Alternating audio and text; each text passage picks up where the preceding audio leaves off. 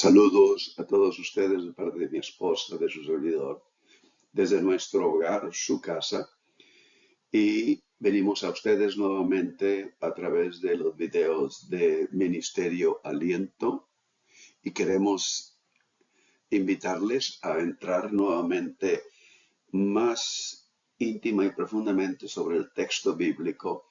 En esta ocasión lo vamos a hacer. Hemos estado viendo cómo Dios se encarna en Jesús. En Génesis capítulo 1, versículo 3, es el momento antes de cualquier acto de la creación en el que cuando Dios se dispone a poner orden a través solamente de hablarlo por su palabra, crea la sabiduría. Y dijo Dios sea la luz.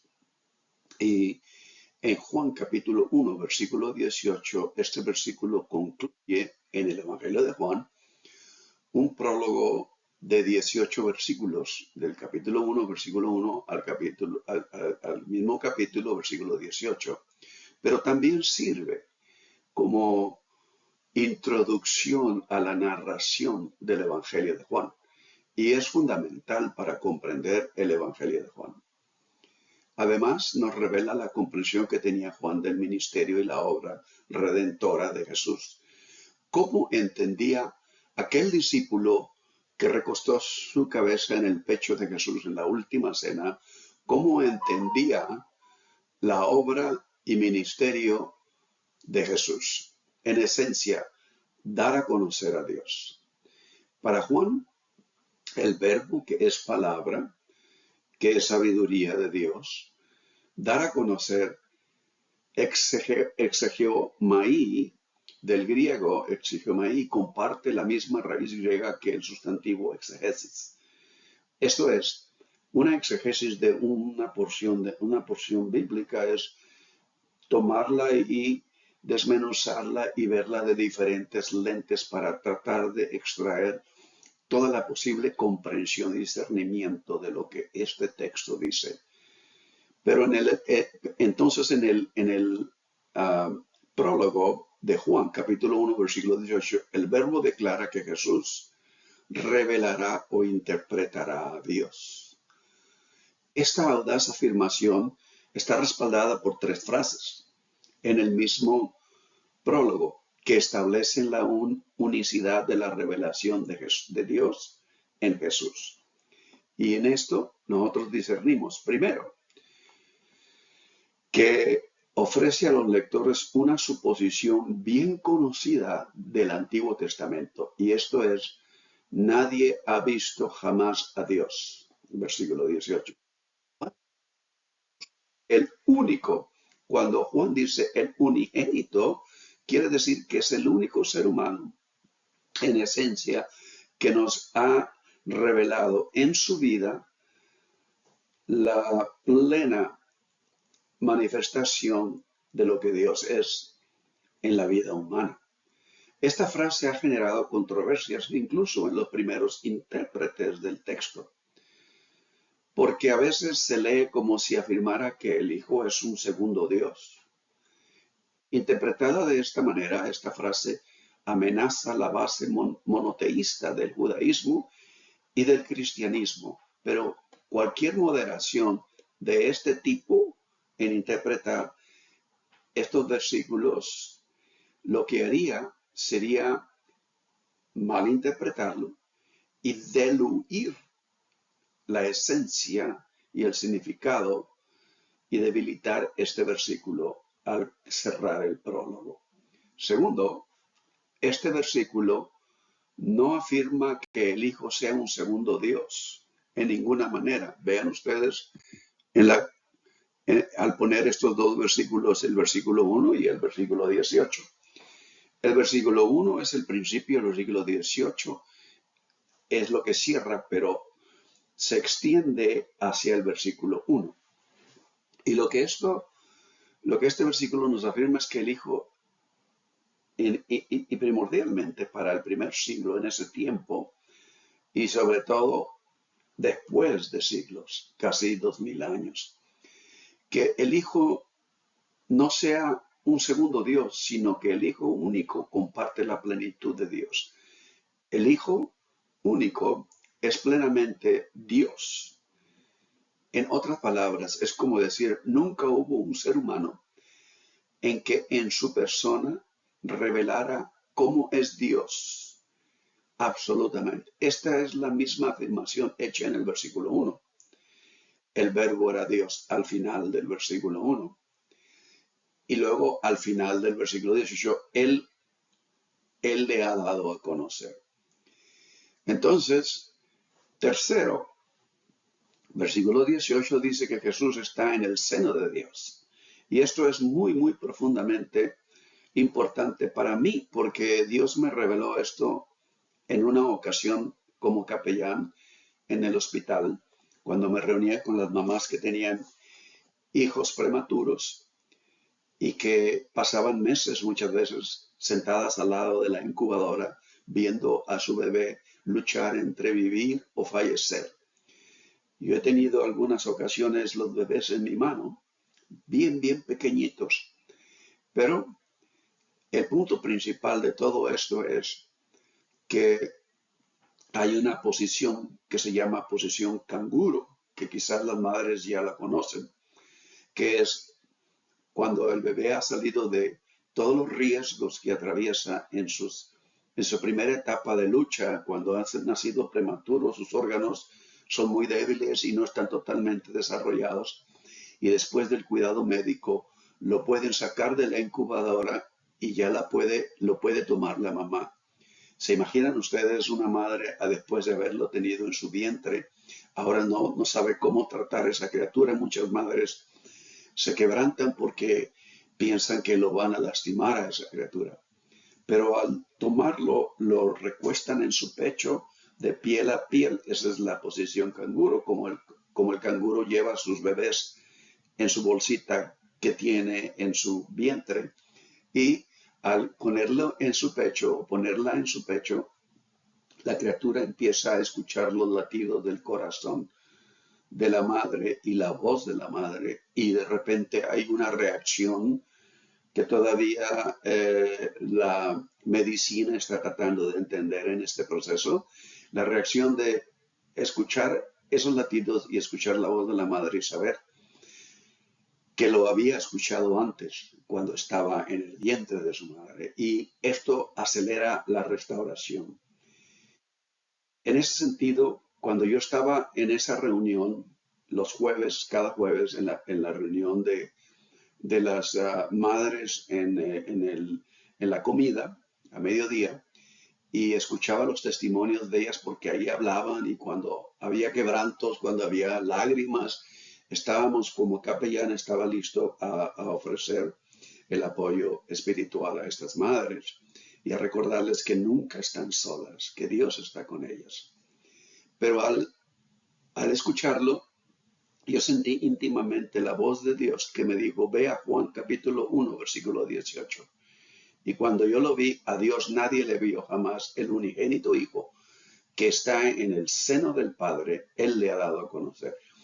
Entonces yo me imaginé a Jesús en el pecho de Dios, en el seno del Padre, como los bebés se encontraban en el pecho de sus madres, y había una conexión muy íntima entre la mamá y la criatura, y eso aceleraba el bienestar y la restauración de la salud de la criatura. Y entonces Dios habla a mi corazón y me dice, esto es el significado de estar en una comunión íntima, muy íntima con Dios. Y naturalmente, en el capítulo en el capítulo 4 de Juan, del Evangelio de Juan, Jesús dice a los discípulos, cuando él estaba hablando con la mujer samaritana y que ellos regresan de donde fueron a buscar comida, les dice, yo tengo una comida que vosotros no conocéis aún. Y esto es, mi comida y mi bebida es hacer la voluntad de mi Padre. Esto lo repite varias veces en el Evangelio de Juan. Yo no hago nada sino antes ver a mi Padre hacer alguna acción, yo la hago. Es como una unidad de lo que Dios hace, se extiende a la tierra donde está el unigénito. Y el unigénito significa el primero en haber conocido y revelado a Dios. O sea, Jesús en el seno de Dios. Esta frase habla de la relación íntima entre padre e hijo, ya lo dije. También recuerda un versículo anterior al prólogo, vuelvo a repetir, el verbo estaba con Dios, el verbo era Dios. En el principio el verbo era con Dios y el verbo era Dios y Él le ha dado a conocer. Por lo tanto, en el versículo 1 y el versículo 18 se cierran para crear un prólogo que vuelve a sus temas iniciales, pero los reafirma en el lenguaje concreto del Hijo y del Padre. Vean ustedes, en el versículo 1 es el verbo y Dios. En el versículo 18 es el unigénito y Dios, el unigénito Hijo y Dios. O sea, en lugar de verbo, que quiere decir palabra, sabiduría, en esencia sabiduría, es ahora encarnada en Jesús. En este último versículo, entonces, del prólogo, se vuelve a iniciar verbo y Dios, una vez que lo ha presentado como Padre e Hijo. El Evangelio de Juan contiene dos temas generales: la identidad de Jesús y la identidad de los creyentes en relación con Jesús. Ambos temas se establecen en el prólogo. El prólogo también se extiende hacia el versículo 4 del capítulo 2 de Génesis. Estos fueron, y en esencia, como lo dice ahí, estos son los orígenes de los cielos y de la tierra cuando fueron creados el día que Jehová Dios hizo la tierra y los cielos. Y la primera vez que en este texto aparece la palabra Jehová. Jehová, que quiere decir Dios relacional, Dios que se extiende y se invierte y se derrama sin límites hacia la parte de la creación que es el ser humano, donde empieza esta narración a poner esto y se derrama en esta creación para mantener el orden creativo. Nosotros conocemos el resto de la historia. El vocabulario y la imagen introducidos en el prólogo, todos los versículos del 1 al 18 se repetirán a lo largo del Evangelio de Juan. Vida en el versículo 4, en él estaba la vida. Luz y oscuridad en el versículo 5, la luz en las tinieblas resplandece. Testimonio en el versículo 7, y aquí viene ya la humanidad. Este vino por testimonio para que diese testimonio de la luz. En ese sentido, en la vida de Juan el Bautista. Verdad, versículo 9, aquella luz verdadera que alumbra a todo hombre. Esto me lleva a Juan capítulo 16, cuando dice, cuando venga el Espíritu de verdad, os guiará a toda verdad. Verdad. Versículo 19 y versículo 17. Vean ustedes. Pues la ley por medio de Moisés fue dada, pero la gracia y la verdad vinieron por medio de Jesucristo. Entonces, verdad. Mundo, versículo 9. En este mismo prólogo, aquella luz verdadera que alumbra a todo hombre venía a este mundo. Ahí se realiza el versículo 4 del capítulo 2 de Génesis. Mundo. Conocimiento, versículo 10. En el mundo estaba y el mundo por él fue hecho, pero el mundo no le conoció. Este conocimiento no es un entendimiento netamente intelectual, sino una gnosis, de donde vienen la palabra principal para los evangelios, gnóstico, una gnosis espiritual, conocimiento, versículo 10, a través de la revelación, la sabiduría de Dios, el aliento, la palabra que Dios habla. Si ustedes hablan y ponen su mano en su boca, ve que hay aliento. Es el aliento, la esencia que viene de Dios, que es la sabiduría. Y aceptación y rechazo de los versículos 11 y 12, todos los versículos del prólogo del 9 al 13, es la aceptación y rechazo. Ahora, en ese sentido, En el versículo 13, una vez declarado en el versículo 12, en el versículo 13, hijos de Dios, los cuales no son engendrados de sangre ni de voluntad de carne. O sea, no hay nada humano, proceso natural, ni de voluntad de varón, sino de Dios. O sea, esto viene de Dios, de lo más íntimo de la esencia de Dios, la sabiduría de Dios. Y versículo 4, gloria, 14, perdón, gloria. Y aquel verbo, vimos su gloria, gloria como el unigénito del Padre, gloria como al único que Dios ha escogido para revelar todo su orden. Gloria y naturalmente, versículo 18 finalmente, Padre e Hijo.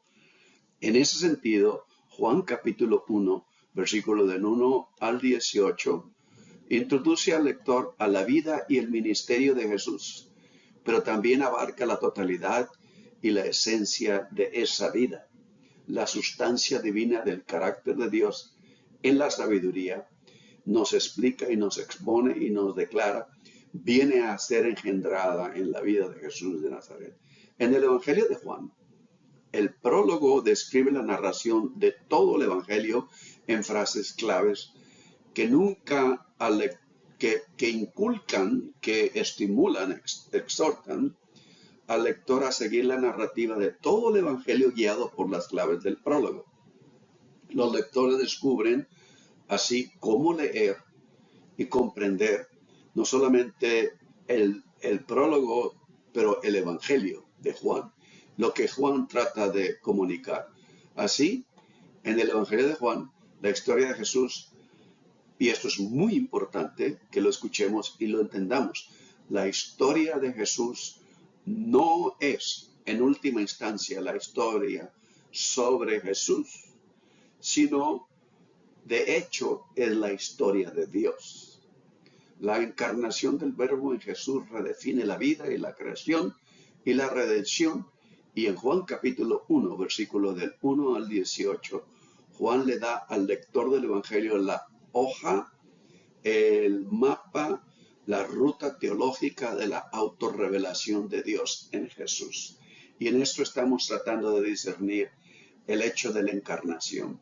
Dado el significado de la encarnación para la creación del mundo, para el apóstol Juan, como él lo entiende y lo discierne, y recuerden, se supone que este es el mismo que escribió el libro de Apocalipsis, una literatura muy gnóstica. No es de extrañar que comience su evangelio entonces con las palabras en el principio, ahí está en el versículo 1. En el principio, estas palabras evocan intencionalmente el comienzo de Génesis 1. La historia de Génesis 1 llevó a Israel al tiempo anterior al orden creado. Lo llevó a Israel hasta el momento en que Dios empieza a hablar y trae orden a través de haberlo obrado, palabra. Al momento antes de que Dios declarara la existencia de la creación por su misma palabra. Y Juan hace lo mismo con sus lectores en la encarnación del Verbo. O sea que nos transporta nuevamente allá a Génesis 1:3. En el principio estaba Dios y la palabra, en otra manera de expresarlo. En el principio estaba Dios y la palabra. Y el resto de la historia se desarrolla a partir de esa relación. Juan capítulo 1, versículo 3, donde nos dice, todas las cosas por él fueron hechas y sin él nada de lo que ha sido hecho fue hecho. En ese sentido. Y lo tenemos ahí en Génesis capítulo 1, versículo 3. La participación en el orden creado de la sabiduría de Dios, la palabra de Dios. Dios creó los cielos y la tierra por su palabra y vio Dios que la luz era buena. Esto traía propósito, traía la esencia, el espíritu mismo de Dios. Juan lee la historia de la creación y la palabra de Dios a través del lente de la encarnación, no simplemente de las tradiciones del Antiguo Testamento, por lo que la historia de la creación da paso rápidamente a otra historia que incluye la historia de la encarnación. Las imágenes, si ustedes ven en el capítulo 1 de Juan, del 1 al 5 son universal. Las imágenes del 1 al 5 del cosmos están ligadas a la experiencia histórica concreta a través de la persona y el testimonio de Juan el Bautista, un ser humano, en los versículos del 6 al 8. Y si ven ustedes ahí la historia de la autoexpresión de la palabra de Dios, no queda fuera de la experiencia humana. Hubo un hombre donde empieza aquí, de un hombre enviado de Dios, del cual se llamaba Juan el Bautista, estamos hablando. ¿Y cuál era el propósito de todo esto? En el versículo 7, para que todos, a fin de que todos creyesen por él.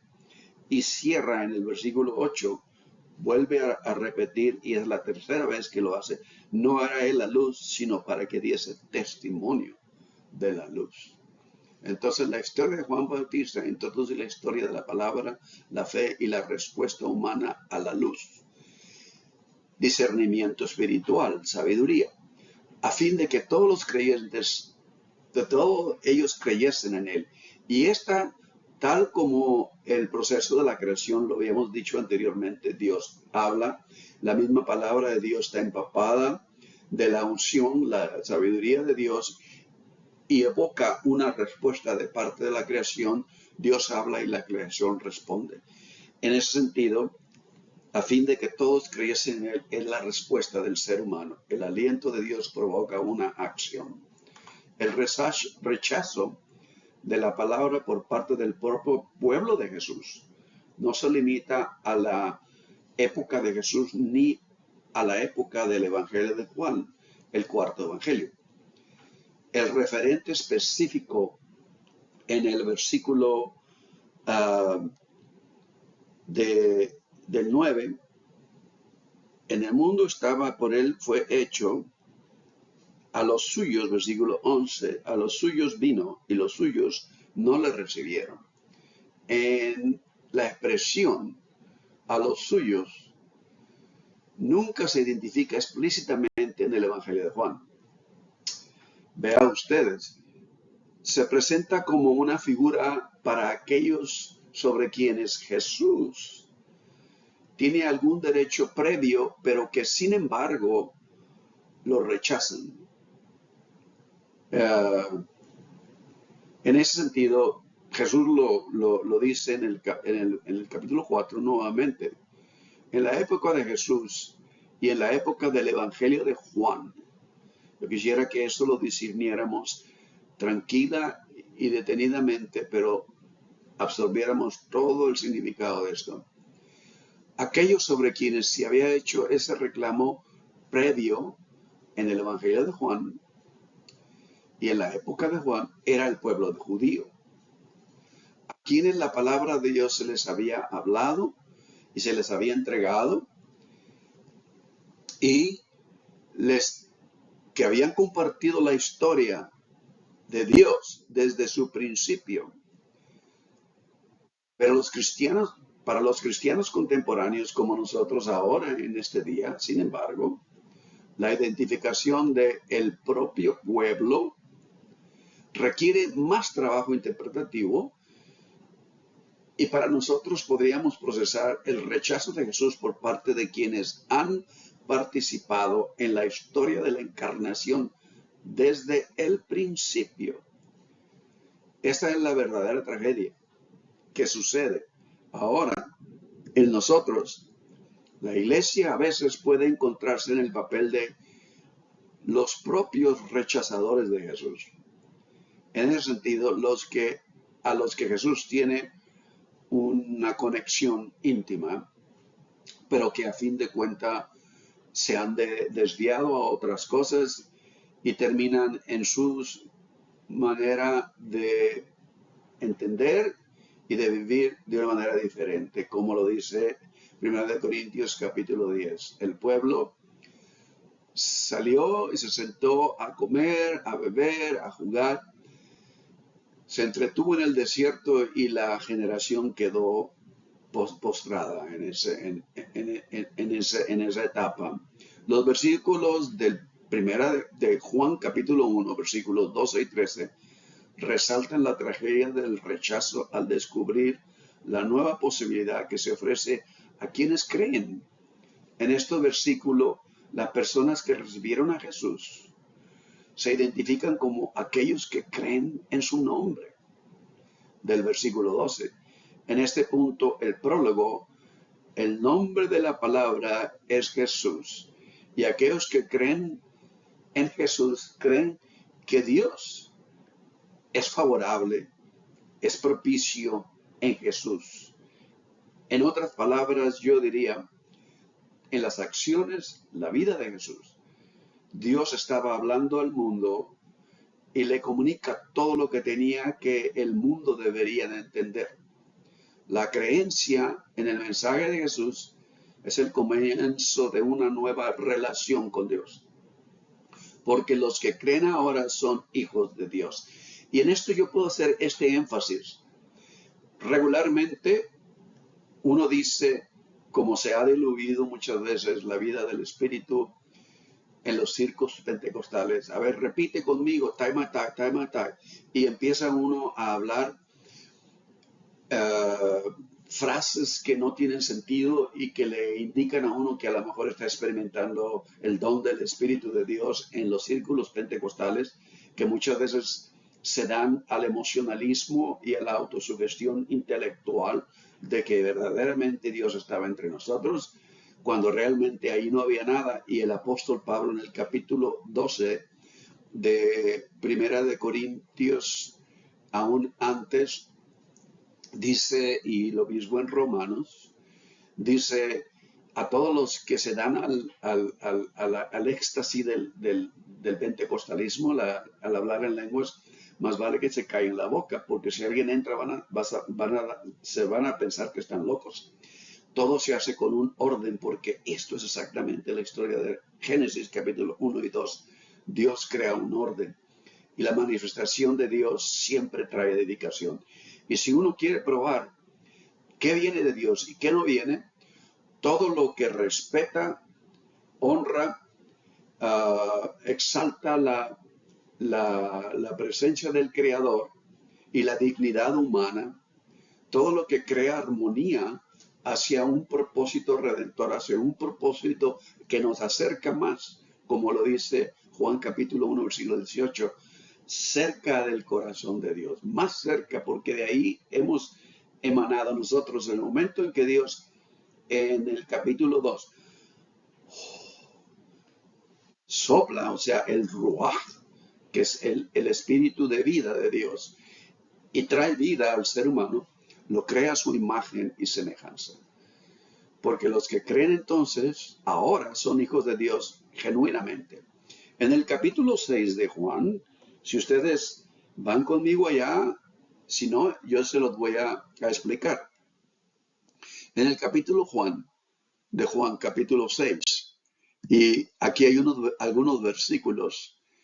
En el versículo del 1 al 14,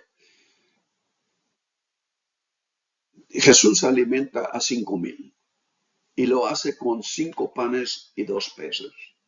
En los evangelios de Marcos y Mateo se explica la alimentación de los 5,000 y después la alimentación de los 4,000. En el evangelio de Marcos, que es el primero, está en el capítulo 6 e inmediatamente en el 7 la alimentación de los 4,000. Pero todo esto tiene mucho simbolismo y es muy retórico también, muy, digamos, alegórico, en el sentido de que los 5 panes y los 2 peces tienen su simbolismo. Los 5 panes son el Pentateuco, eran 5,000, eran la ley que se les entrega, y los 2 peces son los testigos, que son la ley y los profetas. Marcos y Mateo nos testifican de esto, y lo que hace es que el ministerio de Jesús empieza con el pueblo judío y se extiende a todo el mundo, el resto de la creación, porque en la alimentación de los 5,000, Jesús solamente dice, tengo compasión de esta gente, porque parece que no tienen pastor, no tienen quien les guía. Y en el versículo, en el Evangelio de Juan, en el Evangelio de Marcos y Mateo, disculpen, cuando viene a alimentar a los 4,000, Jesús dice, tengo compasión de esta gente que se va a morir de hambre en el desierto, donde no hay nada que encontrar. Pero una vez saciado, en el versículo 6, en el versículo 13, si ustedes se dan cuenta, ellos recogen 12 cestas de pedazos de los 5 panes de cebada que sobraron a los que habían comido. En esto quiere decir que toda la comunidad que seguía a Jesús, los 12 discípulos, tienen una participación. O sea, es la respuesta de la tierra a los cielos, de los cielos a la tierra a los cielos, de Génesis capítulo 2, versículo 4. Entonces, esto, cuando ellos vieron, obviamente, que Jesús había hecho este milagro, e inmediatamente ellos se convencieron. Les hizo creer en las palabras de Jesús. Dice, porque si ustedes se darán cuenta, en el capítulo 1 de Primera de Corintios, el apóstol Pablo, un fariseo, un maestro, un rabí de la ley y de los profetas, la antigüedad y la tradición judía, él dice en el versículo 22, porque los judíos piden señales, y ahí está la señal de la alimentación de 5,000 de ellos, y los griegos piden sabiduría. En esencia, cuando ellos se dan cuenta, en el versículo 14, entonces dijeron, este verdaderamente es el profeta que había de venir al mundo. Y en el versículo 15 Jesús rechaza ese plan humano de la monarquía. Y esto nos lleva de nuevo a Primera de Samuel capítulo 8, donde el pueblo le dice a Samuel, tú ve, habla con Dios y pídele a Dios que nos dé un rey, porque todos los pueblos alrededor de nosotros tienen un rey que les guíe, nosotros queremos un rey. Y Samuel les trata de convencer que esto no es justo, que esto no es el plan de Dios, eso es el plan del ser humano. Esa es la monarquía en esencia.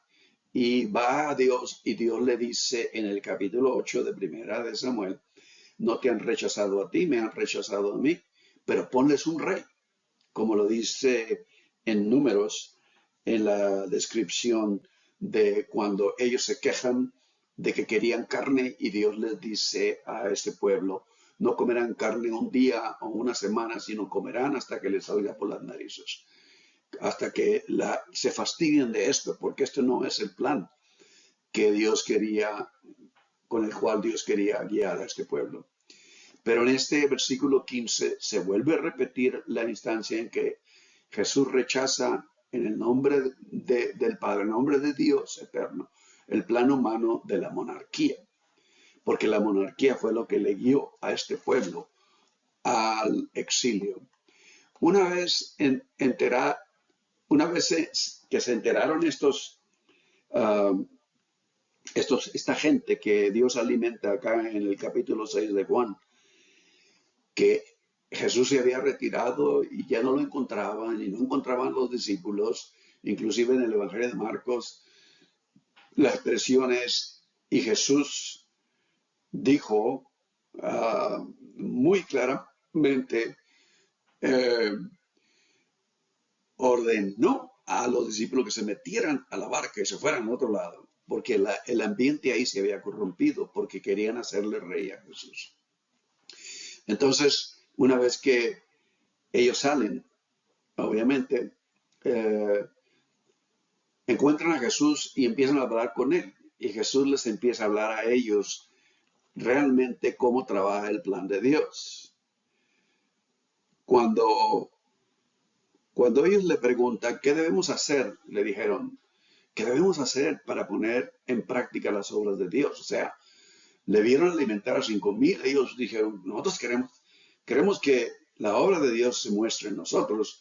En otras palabras, creemos que la unción de Dios se mueva.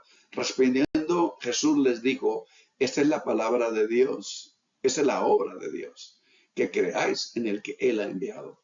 porque en él estaba la sabiduría de Dios y Dios hablaba a través de ello. Vean ustedes en el versículo 45, Jesús les termina diciendo a ellos, escrito está en los profetas y serán todos enseñados por Dios. Así que todo aquel que oyó al Padre y aprendió de él, viene a mí. En otras palabras, todo aquel que es receptivo al mensaje a través del aliento de Dios, la sabiduría de Dios, responde, pero entra en una relación íntima con Dios en el que el Espíritu de Dios está en control, la sabiduría de Dios ilumina el camino porque la palabra es como lámpara que alumbra, que está en los pies y alumbra a uno a dar paso cada día a la vez. El paso que uno da, la lámpara solamente alumbra los pies para saber cuál es el siguiente paso, pero la lumbrera en el camino es la garantía de que estará eternamente y para siempre, porque esa es la manera en la que Dios obra. Y eso lo repite Jesús en Juan capítulo 3, versículo 8. El viento sopla de donde quiere y se oye su sonido, mas ni sabe de dónde viene ni a dónde va. Así es todo aquel que nació del Espíritu. El drama del rechazo y la aceptación de Juan, capítulo 1, y vean ustedes los versículos del 9 al 13, presentan así una vívida elección ante el lector, ante aquel que discierne estos versículos. Aceptar la palabra y participar en una nueva relación con Dios o rechazar la palabra y no recibir nada de la vida y la luz que la palabra ofrece. Y esa es la única manera en la que viene al ser humano. No viene a través de repetir como el perico una tradición o repetir lo que todos han dicho para que se nos acepte en esa comunidad. Dios no se mantuvo alejado y aislado de nosotros. Más bien, en Jesús, Dios eligió vivir con la humanidad en medio de la debilidad, la confusión y en el dolor humano. Y eso lo presenta este preludio del Evangelio de Juan, versículos del 1 al 18. Por lo tanto, es también en la encarnación el amar y llorar y algún día morir corporalmente, físicamente. La encarnación vincula a Jesús con la cotidianidad de la experiencia humana. En Juan, capítulo 1, versículo del 1 al 18, no es una especulación teológica sobre el carácter de la palabra. Verbo en el Evangelio de Juan, porque este está en el griego, verbo. Pero la palabra encarnada, sino un testimonio de aquellos cuyas vidas han sido transformados, cambiadas por la encarnación del aliento de Dios, la palabra de Dios, la sabiduría de Dios en la vida de Jesús. El lector del prólogo, Juan capítulo 1, el Evangelio de Juan, versículo 1 al 18, se ve así profundamente redarguido a la confesión del versículo 14. Hemos visto la gloria de Dios. Y el versículo 16, todos recibimos gracia sobre gracia. Este lenguaje confesional ofrece su visión de gloria y sus dones de gracia a cada comunidad sucesiva que viene después desde aquel primer siglo o el segundo siglo cuando Juan se empieza a circular, que se apropia de este texto desde los tiempos en que Jesús habló la palabra. En el prólogo de Juan, los primeros creyentes en el mensaje de Jesús se alegran de este don y abren el gozo a cualquier otra persona que desee compartir sus confesiones, participar de lo que el prólogo expone. Dios, en otras palabras, a través de su sabiduría, a través de su palabra, a través de su aliento, el Ruach Elohim de la creación, el Jehová del capítulo 2 de Génesis, ahora está dispuesto desde hace casi 2000 años y abre de par en par las puertas de los cielos y derrama su esencia, su sabiduría. Ahí se realiza el versículo 4 del capítulo 2 de Génesis. Ahora está al alcance de todo ser humano. La pregunta es, ¿de veras lo creemos? ¿Y qué es lo que toma hacer esto? ¿Cuál es el proceso? Porque vuelvo a repetir, siempre lo he dicho, Dios no nos moverá en lo presente hasta que hayamos madurado en lo presente para luego movernos hacia el futuro. Y esto es, en esencia, lo que Jesús dijo, la puerta a la vida eterna es estrecha. Dios solamente quiere el yo humano, el alma del ser humano, porque lo llama en su espíritu hacia Dios. En el principio era el verbo, era la palabra. Génesis 1:3. Es bueno el principio de todo. Y en el principio el verbo era con Dios y el verbo era Dios. Estaremos escudriñando todo esto que ahora está a nuestro alcance por la vida de Jesús de Nazaret. Y vuelvo a repetir, el prólogo en esencia no es tanto la vida de Jesús como la vida de Dios derramada en la tierra. Bendiciones a todos ustedes. Vuelvo a repetir, Juan capítulo 1, versículo 14. Y aquel verbo fue hecho carne y habitó entre nosotros, y vimos su gloria como del unigénito. Esta es la respuesta de la creación, llena de gracia y verdad, porque de su plenitud tomamos todo de gracia y sobre gracia. Esa es como en el Génesis 1 y 2 Dios habla y la creación responde. Sea la luz y fue la luz. Así fue. Y el día 1 y el día 2, el día 3, el día 4, y así fue Dios creando y la creación fue respondiendo. Lo más íntimo del corazón de Dios, el propósito de crear la unidad absoluta y la armonía del Espíritu entre el cielo y la tierra. Todos queremos y anhelamos eso. Que Dios les bendiga a ustedes. Bendiciones en abundancia, paz, descanso en Cristo, salud física, mental, emocional, sobre todo. Y estaremos próximamente juntos en Cristo Jesús.